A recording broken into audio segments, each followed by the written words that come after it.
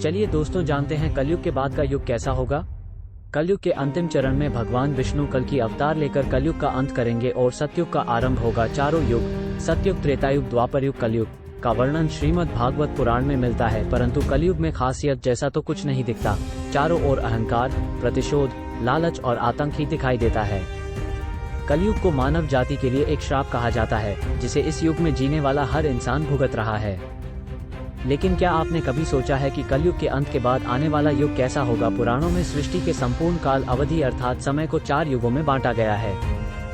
ये 4 युग हैं: सतयुग, त्रेतायुग, द्वापर युग और कलयुग।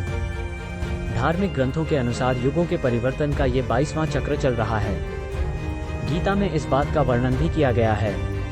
युग परिवर्तन के इस चक्र के अनुसार अभी कलयुग चल रहा है। शास्त्रों के अनुसार कलयुग 4,32,000 सालों का है, जिसमें अभी 4,27,000 साल बचे हुए हैं। अर्थात कलयुग के अंत होने में अभी काफी समय है। लेकिन कलयुग का अंत कैसा होगा, इसका वर्णन ब्रह्मपुराण में मिलता है।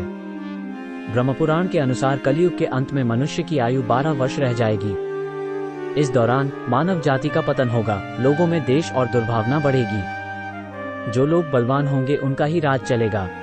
मानवता नष्ट हो जाएगी, रिश्ते खत्म हो जाएंगे, एक भाई दूसरे भाई का ही शत्रु हो जाएगा।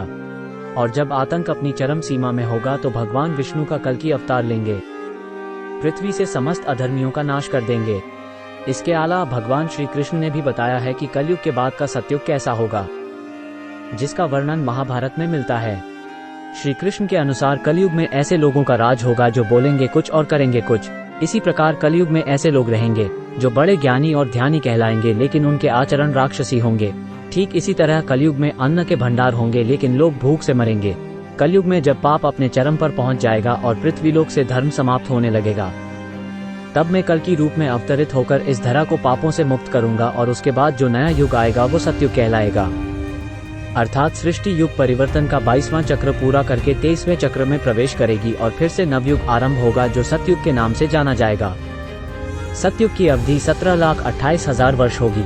इस युग में मनुष्यों की आयु 4,000 से 10,000 वर्ष होगी। पृथ्वीलोक पर फिर से धर्म की पुनः स्थापना होगी। मनुष्य भौतिक सुख की जगह मानसिक सुखों पर बल देगा।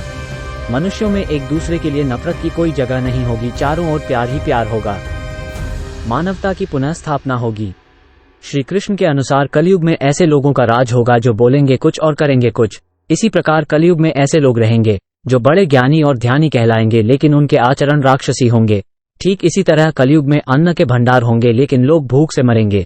कलयुग में जब पाप अपने चरम पर पहुंच जाएगा और पृथ्वीलोक से धर्म समाप्त होने लगेगा, तब मैं कल की रूप में अवतरित होकर इस धरा को पापों से मुक्त करूंगा और उसके बाद जो नया युग आएगा वो सतयुग कहलाएगा।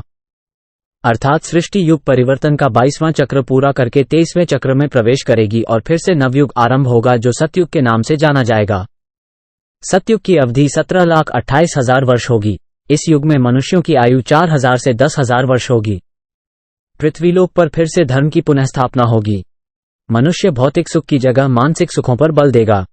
मनुष्यों में एक दूसरे के लिए नफरत की कोई जगह नहीं होगी, चारों ओर प्यार ही प्यार होगा। मानवता की पुनः स्थापना होगी।